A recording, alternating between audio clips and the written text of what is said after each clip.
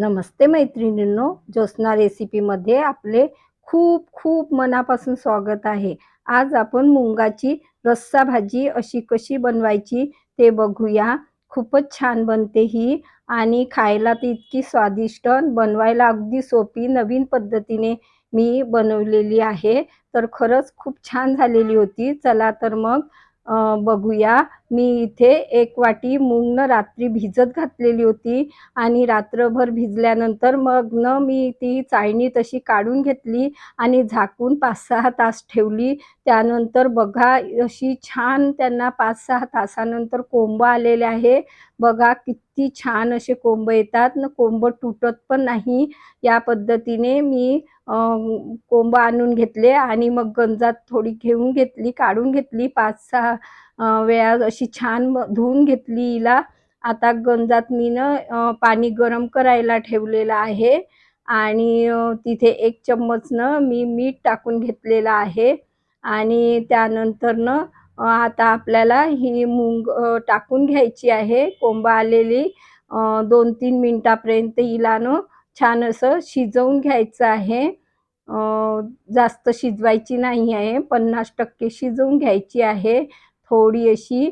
बघा मी हिला झाकून आता 2-3 मिनिटापर्यंत शिजवून घेत आहे.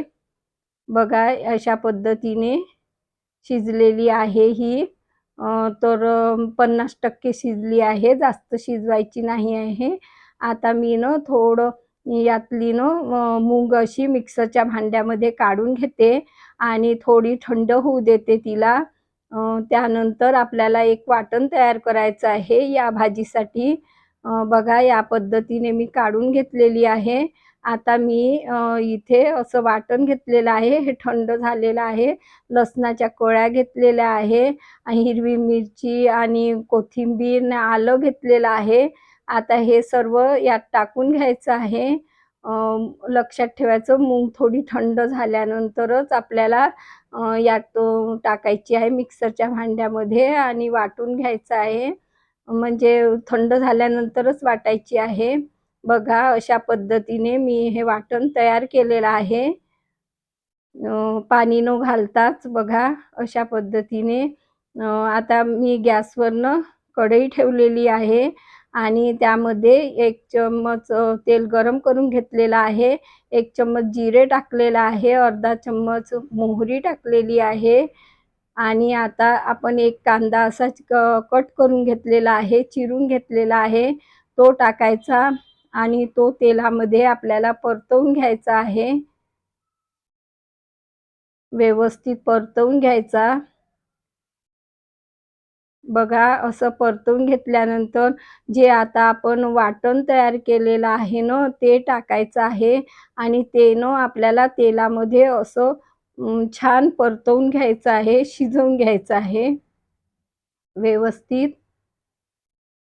बघा या पद्धतीने भाजी बनवाल खरंच खूप छान चविष्ट अशी रस्सा भाजी तयार होते. बघा आता मी छान असं 1-2 मिनिटापर्यंत परतवून घेतलेलं आहे. त्यानंतर मी यातनं 1 टोमॅटो चिरून घेतलेला आहे, तोही टाकून घ्यायचा आहे आपल्याला आणि याला परतवून घ्यायचं आहे या मिश्रणामध्ये. आता हे मिश्रण आपल्याला छान तयार करून घ्यायचं आहे. तर आता हे मऊ झाले पाहिजे टमाटर आणि म्हणजे हे मिश्रण.